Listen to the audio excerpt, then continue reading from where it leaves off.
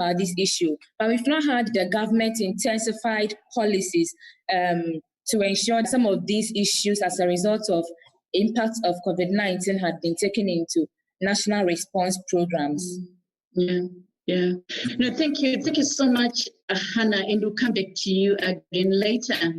I'm pleased that we are also joined on the panel by Honorable Justice Lucy Asukpo, who is our African Union Special Rapporteur on the rights of women. We would like you to immediately proceed, our special rapporteur, my sister, on the point that has been raised by Hannah around how COVID-19 is exposing women and children to increased risk of violence and abuse. What should member states be doing to address violence and abuse against girls?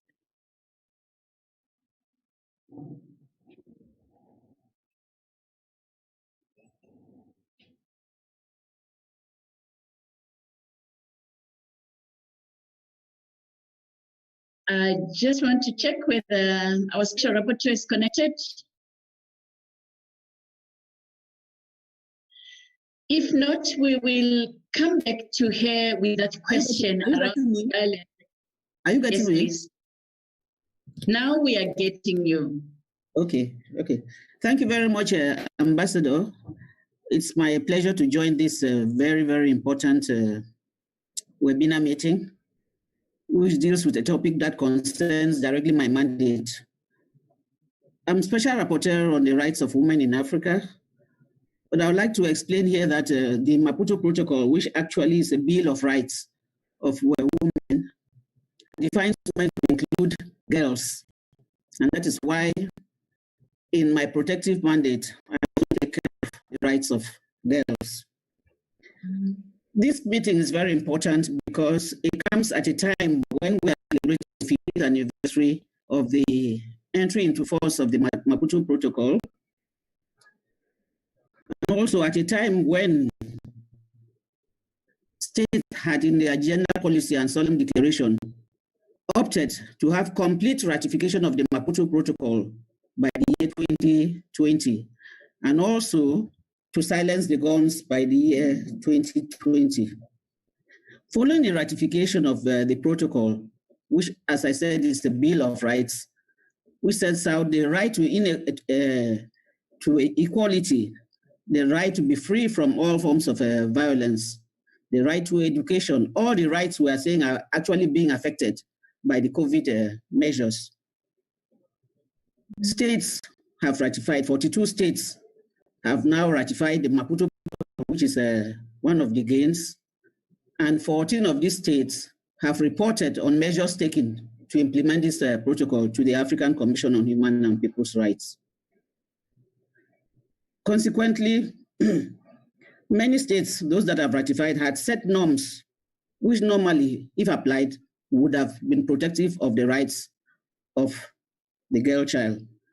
In fact, campaigns had been organized to end child marriage, campaigns to end female genital mutilation, and at the level of the African Commission, many soft law norms had also been adopted in terms of a general comment on ending child marriage, which was a general comment between the Commission and the Committee on the Rights and Welfare of the Children. Also, general comment on Article 14, which deals with sexual and reproductive health rights of the woman, and also a right to reparation in case of a violation. Now, we have already heard, the previous speakers have highlighted how the rights of the female child have been affected by the measures which have been adopted. Their right to education, right to livelihood, right to access to sexual reproductive health services, and all the attendant consequences of the absence of these rights, which are unwanted pregnancies, children being obliged to go to marriage, drop out from schools, and all the rest. And of course, this has impacted negatively, both economically and otherwise, the rights of the children. So presently, I think basically one of the problems which has been raised is the lack of information, even adequate data, lack of information. the girls do not have the lack of information on COVID itself, lack of information on the response measures, access to tools to receive distance education as a result of a dropout. Many few girls have access to computers, access to radios, access to televisions.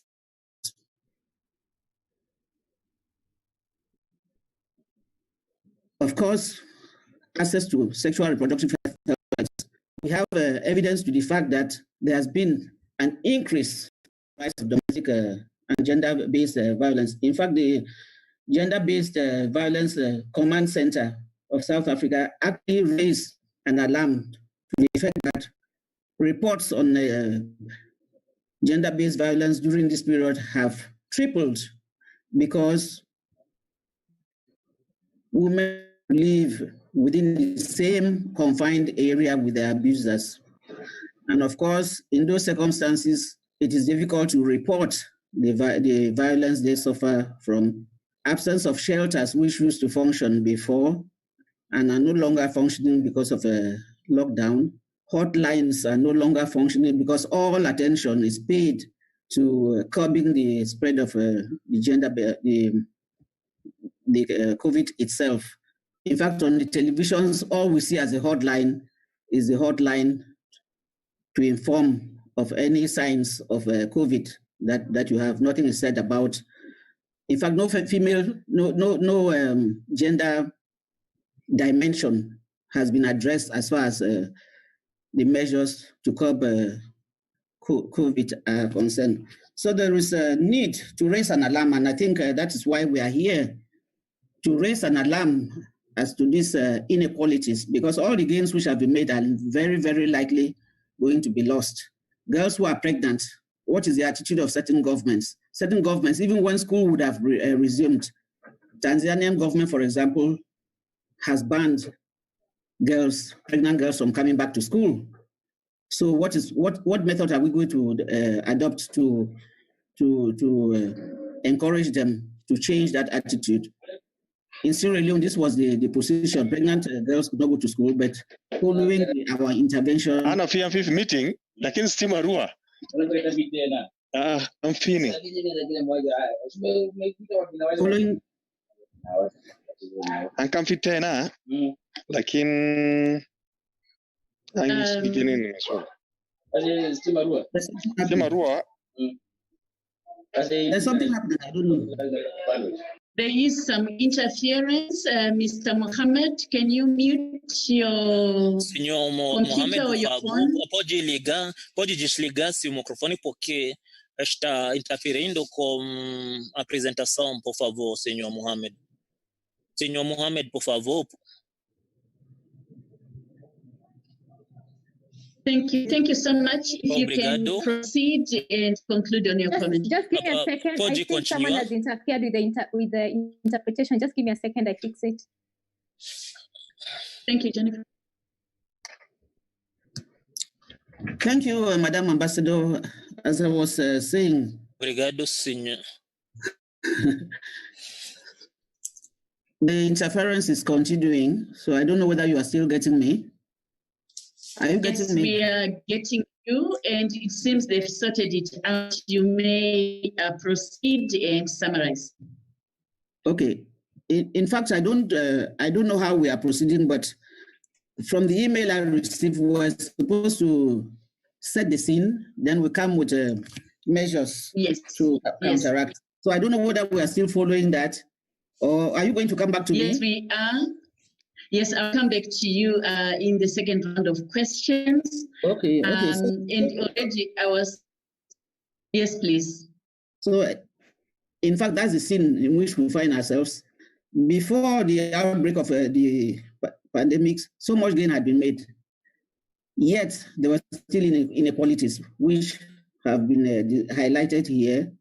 But these inequalities are now going to be exacerbated by the measures which have been put in place by the government in order to curb the pandemic. Firstly, because of a lack of a gender dimension. Gender was never addressed as far as those measures were concerned. Thank you very much. Thank you. Thank you so much for those reflections and also for sharing the experience of the Gender Command Center in South Africa and some of the challenges that we are facing with lockdown. I think what is the issue around lockdown is really a critical issue that we may need to follow through after this session on how to address the issues of violence against women in the context of COVID-19 and the measure of lockdown that our governments have put in place. We know that education has been highly impacted and has been said from the beginning in the keynote address, has been raised by AB as one of the things keeping her awake at night, and by Hannah, Commissioner, my Commissioner, Professor Sarah. What are the main challenges that you are now facing as the education sector? And how is COVID-19 impacting the work of your department? As we know that we have been so much at the forefront in pushing and supporting the implementation of the continental education strategy in Africa. Can you share with us on COVID-19 and education and impact on implementation? Over to you. Thank you very much, Dr. Nyarazai. I want to appreciate the insightful keynote that we got from Her Excellency Ambassador Tum. I want to recognize the CEO of Plan International, Ms. Brigitte, and Her Excellency, my big sister, Madame Benete Diop, who has also been working on this area of gender. The distinguished Honorable Justice Lucy Ashwagbo, and Dr. Gitingi Gitali, who says he's the only male here, and to equal the balance. And of course, our daughter Hannah, thank you very much for your presentation and the insight you brought to the subject. I want to say that the global COVID-19 pandemic has worsened the already existing weaknesses in Africa's education systems, and of course has also disrupted the continuity of learning. The education calendar has been disrupted, and the social safety programs have also been disrupted, and consequently, millions of school children and young people have been left without access to education, and the situation is worse in remote areas.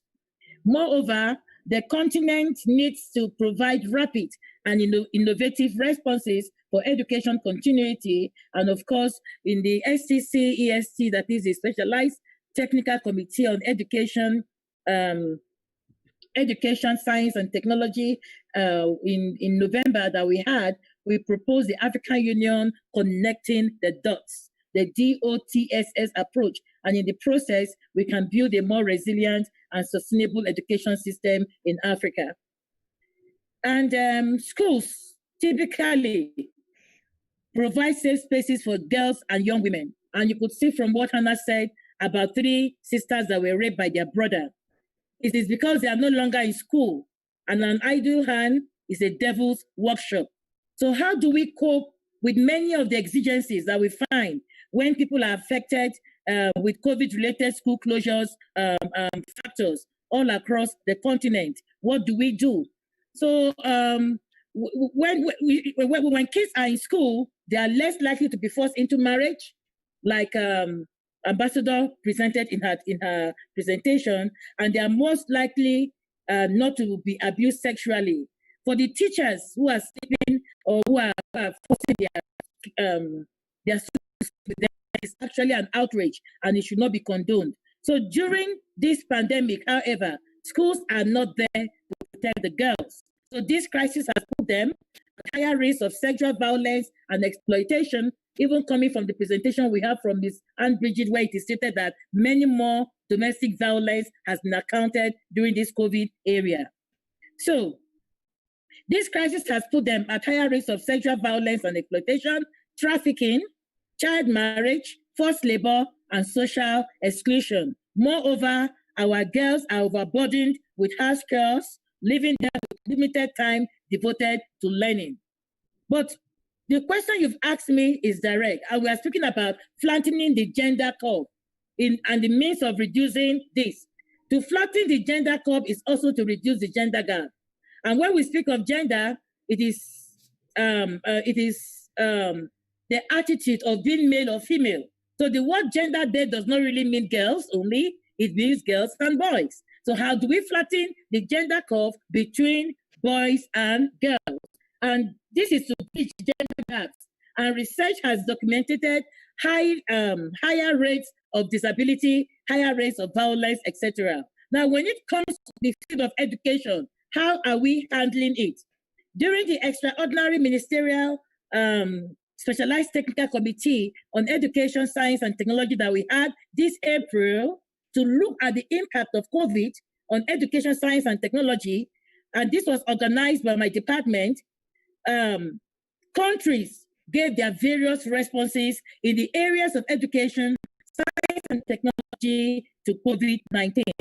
African governments have acted to ensure that the statistics concerning girls and women are not further worsened by the pandemic.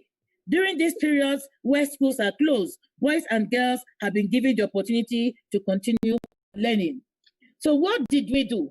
What we did was, first, we said that in the education sector, we need a coordinated action among African countries members with three main pillars. The first pillar is to ensure continuous schooling and learning, online and offline, particularly for vulnerable children, girls and the disabled in deprived communities without access to electricity and internet.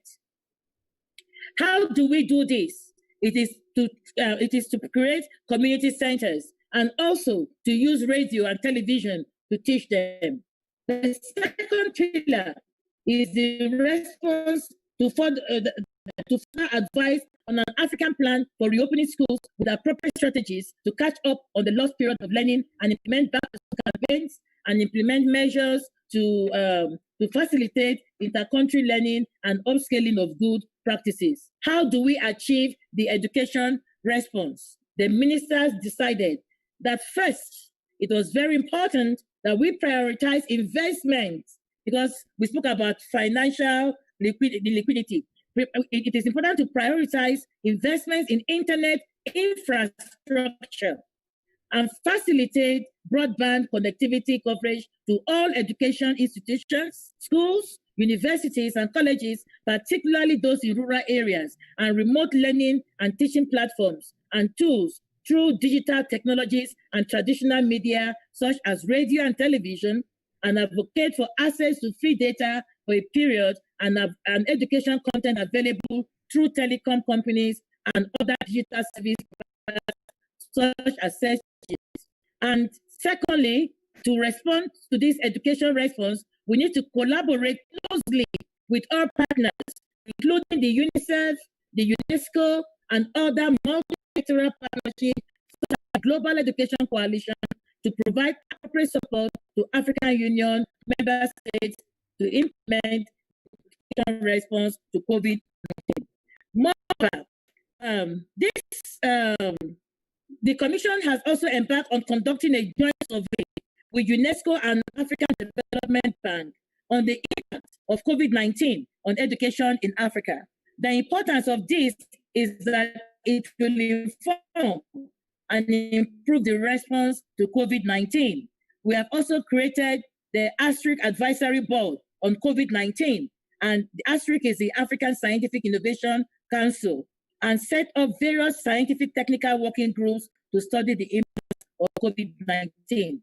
Then we also have our specialized institution, the African Union, the International Center for Girls and Women's Education, the AUCFR, that has organized 2 webinars in English and French with experts from the Ministries of Education and Gender, development partners, civil society, and young women to discuss on how the crisis is particularly affecting girls, adolescents, and young women, and made recommendations on how to mitigate the impacts of COVID-19 on girls and women's education. For girls who are pregnant, we have FAWI, and FAWI also speaks about, the FAWI is the Forum for African Women Educationists. They created a model school in Lusaka, and that model school is where teenage pregnant girls go to school when they are pregnant. So they don't stop going to school in the period of the 9 months that they carry the pregnancy. So there is this model school where they go, where they don't have any stigma and where they are taught. And beside this model school, there is a nursery where they can put their children. So those are the things we are doing on the education sector to respond to COVID-19 and the implementation of the Continental Education Strategy for Africa. Thank you. Thank you. Thank you. Thank you so much, Commissioner Anyang Agbo. We know it's a tough moment for education and we have so many questions. We want to make sure the education budgets are protected by our governments and that we continue to have investments in education. We know that we want our girls to have sanitary pads and not only to have masks, because we want both the sanitary pad and the mask for the girls.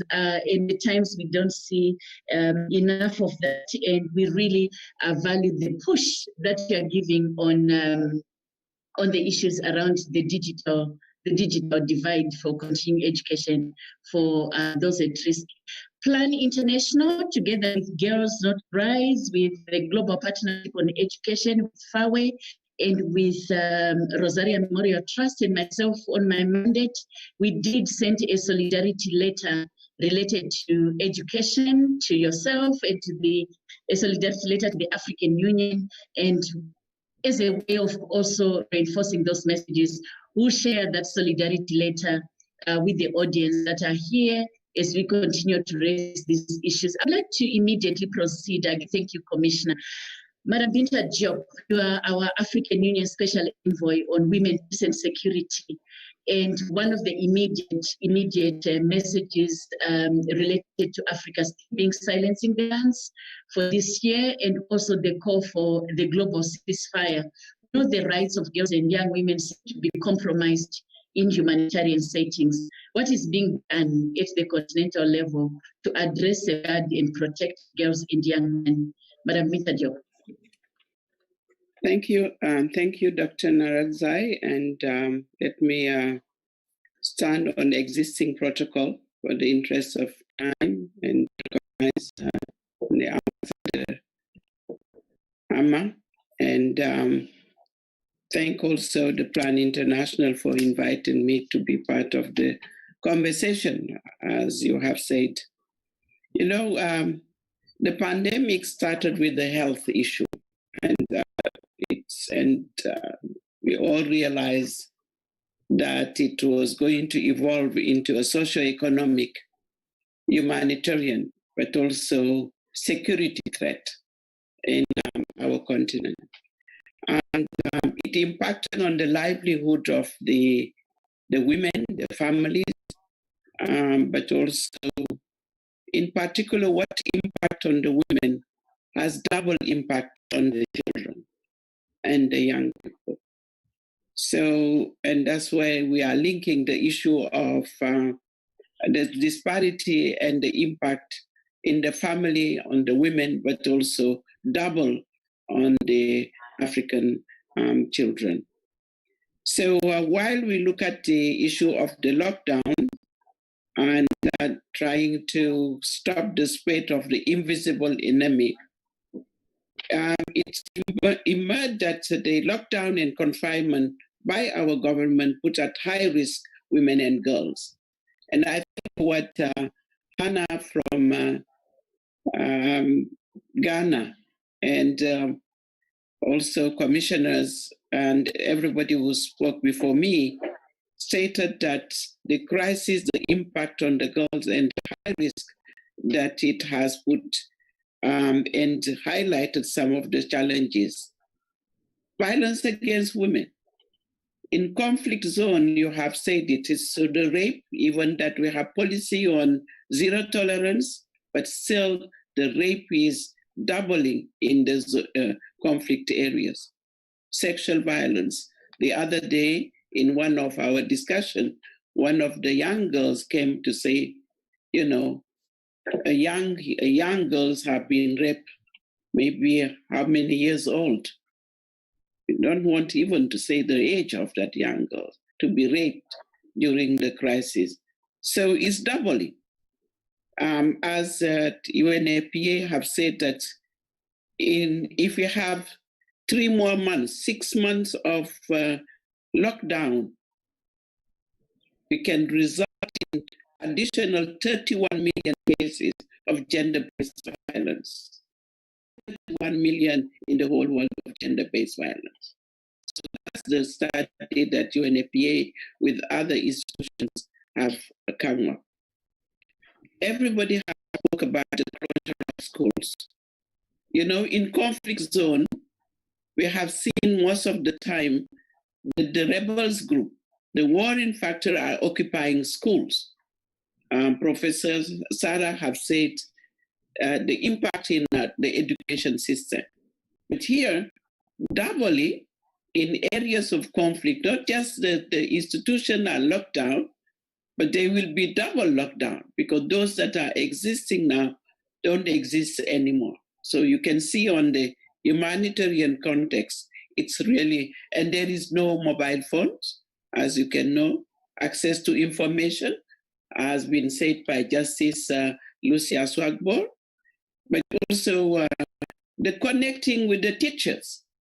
There is no way that you can be, as we now say, that you stay at home and be connected. The mothers are not connected.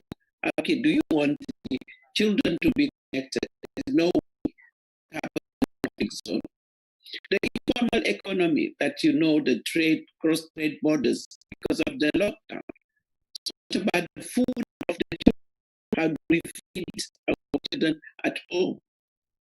The agriculture sector, everything have been closed.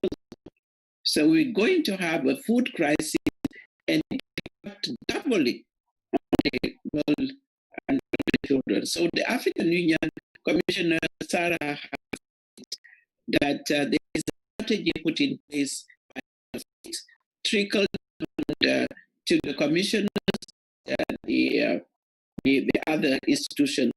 We have been in my office, we came very strongly with the statement on how is it in the conflict affected by conflict, either it is in the Sahel, in the DRC, in the Lake Chad Basin, in the Somali areas, in South Sudan, you name them.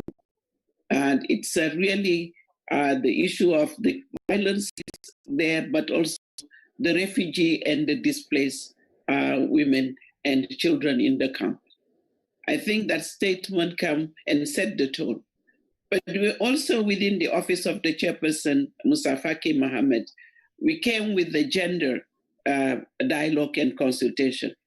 Ministers of Foreign Affairs came together, female, to look at this issue because we need evidence. We need to understand because it really came abrupt and we had to have a strategy to influence the decision of head of state.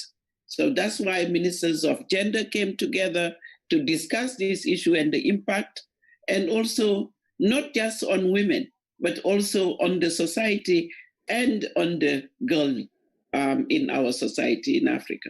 So the Minister of Foreign Affairs, Minister of Gender, but also last week with the African Women Leaders Network, with Ellen Johnson Sirleaf, Sally Worker-Zwede, and all the sitting, former and sitting president, female, we all came together, UN and AU. And Narazai, you were facilitating that dialogue and discussion. Commissioners, UN leaders, we came together to say how the leadership of the women in this context might be lacking. We have seen how we did in the Ebola crisis, which impacted in the Manu River region, how with Liberia, Sierra Leone, Guinea, how do we learn from the lessons from those countries that were impacted by their conflict, but also by the Ebola? How do we learn from there? What is the leadership of women in tackling some of those issues? So evidence-based, we try, come with strong statement, but what is missing right now is we need to make sure that we also collect data in order to make sure that once there are responses that we all see coming, the head of state and asking Ambassador Ama, because we have the champion, which is the president of Ghana on gender equality in the African Union, while we were looking into these 10 years to come as the year for gender equality, but the financial inclusion, that we make sure that now we also add the issue, the impact on this financial, because from economic it goes to social, economic, also humanitarian. How do we address the impact on the women in the girls, but also in the family as a whole? I reserve the some of the solutions in the second part of our conversation. Thank you, Naradzai. Thank you so much, Madam Binta Diop. I like I can quote you to say, for girls in humanitarian and in conflict, they are in double lockdown. They were locked down by conflict, and now they are locked down by COVID-19. And the triple lockdown is of patriarchy. They've been locked down by patriarchy, which also excludes them even within those contexts. Thank you so much for your reflections.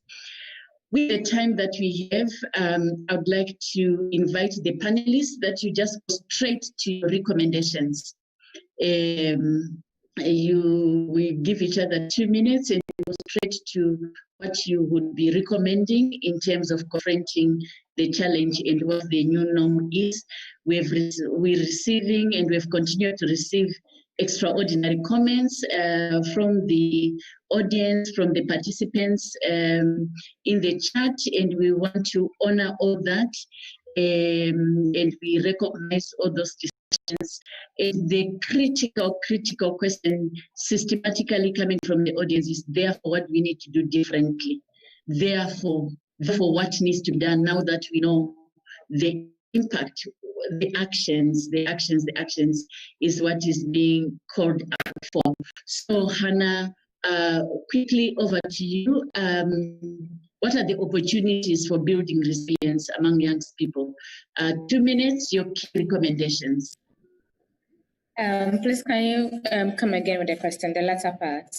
Yes. We know that you've shared with us the experience of young women and girls. Therefore, what are the opportunities for building resilience for the challenges which would be there for girls and young women in Africa? What do we need to do so that girls and young women in Africa are not just vulnerable, but they are also part of the solution? Any key recommendations you have?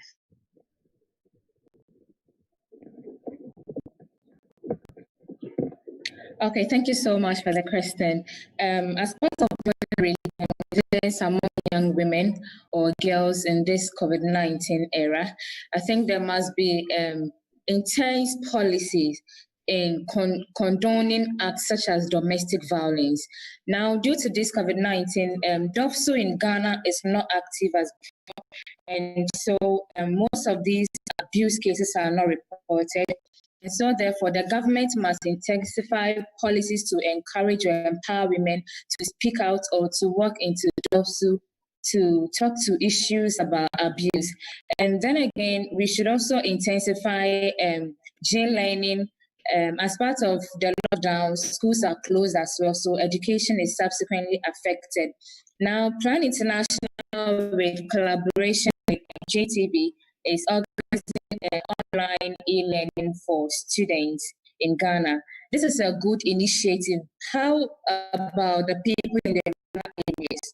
Those who don't have access to strong internet connection, those whose parents cannot even afford 5 cities data for them to have access to this education. What about them? It means they are lagging behind. They're also slagging in their topics or maybe the syllabus they are supposed to learn. So the government must make it free on all platforms. Whichever way the government would make sure those who are far from reach would also have access to internet connection to be able to take part in this e-learning opportunity. The government must do that. And then also And then yes, also, if you quickly, we are under pressure of time.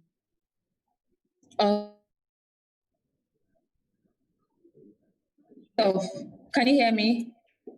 Yes, we can hear you. If you can quickly go to your last point, we are under pressure of time. So my last point is that Plan International, in collaboration with AU, should make policies or bring into existence certain initiatives or incentives that would encourage young women to participate in any economic activity, to be able to have something for livelihood. We cannot always depend on the government. So if it's about providing technological projects to encourage young women to be in technology, now that everything is gearing towards technology, it's about empowering the African girl to be technology driven, or it's about providing tools and equipment to provide capital for them to start something on their own. That would be a very good initiative. Thank you. Thank you so much. I know that you're under a lot of pressure of time, but at the same time, Dr. Githinji Gitai, we want to come to you around SRH, the essential healthcare and access to sexual and reproductive health and rights services. What are the key actions that member states take and what needs to be done differently? Dr. Gitai. Thank you very much, Your Excellency, colleagues, young people who are here. Thanks, Abby, for inviting me. I will not take much time because I see there is quite a celebration time. But the first thing I want to say is, and this has been my experience and our experiences, and also from all the panelists who've spoken here, is that equality for girls and women is not enough.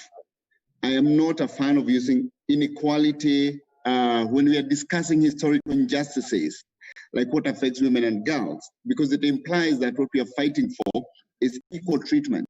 When the historical injustices, the lens we should wear is an equity lens, because the equity lens means that you actually recognize the injustices of a particular community or particular group that you need to overcome.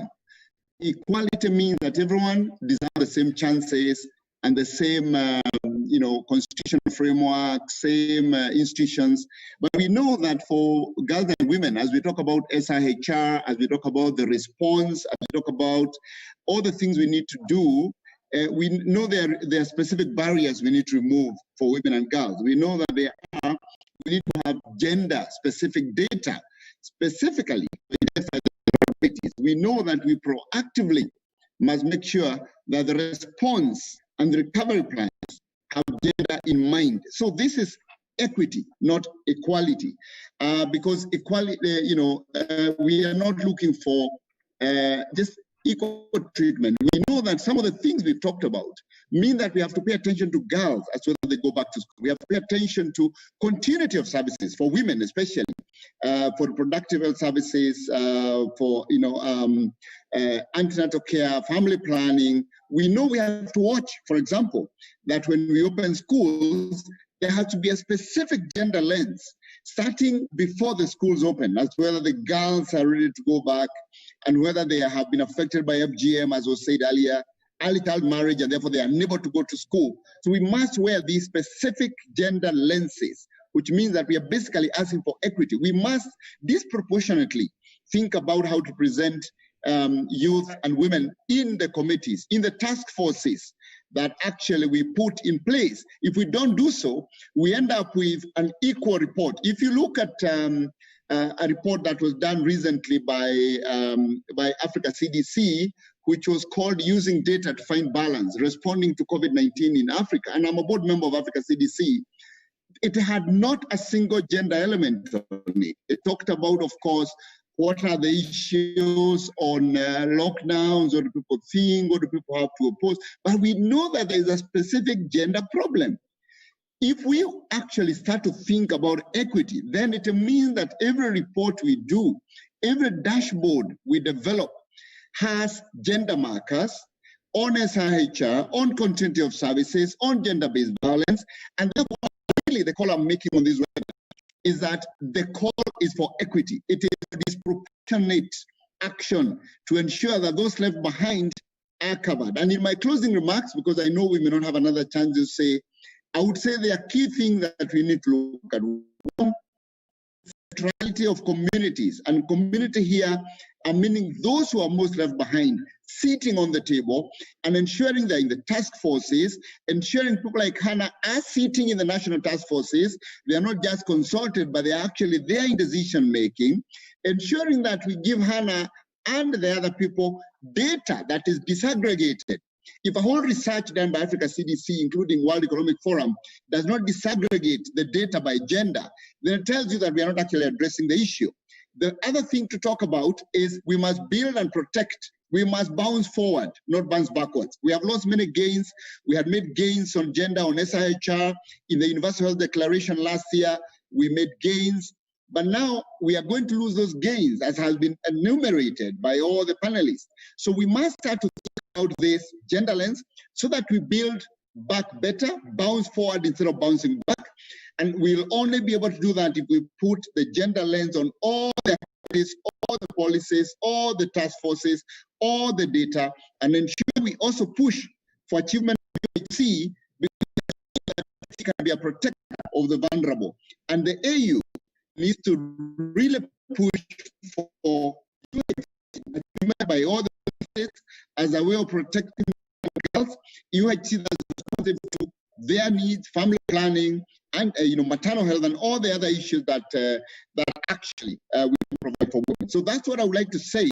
That equity is not equality is not justice. Equity is justice, and what we need for women and girls. Thank you. Thank you for raising the issue of justice and for having a very clear perspective of raising gender equity at the center of all we do.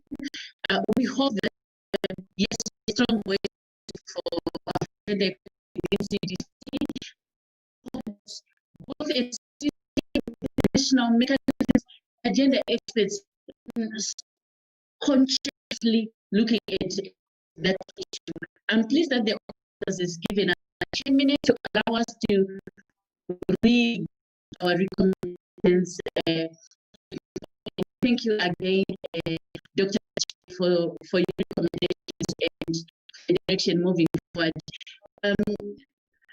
My sister, our special rapporteur, economic rights is at the center of also the response, whether related to gender-based violence or related to the lockdowns that we are in. What are the policy options that we have, and what is that new norm? And if I can add an extra point, how do you see your role as a special mandate holder in the context of COVID-19? Over to you, Madam Lucy. Thank you, Madam Ambassador.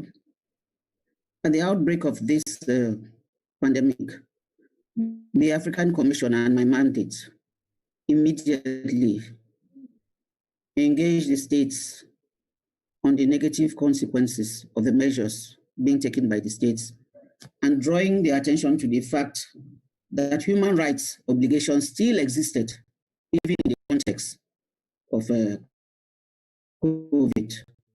They still had to fulfill their obligations under the protocol. And in this, of course, the economic rights of women have been highlighted and which have been greatly eroded due to the pandemic. Firstly, as one of the first measures, I think a major problem has been information sharing, which I raised.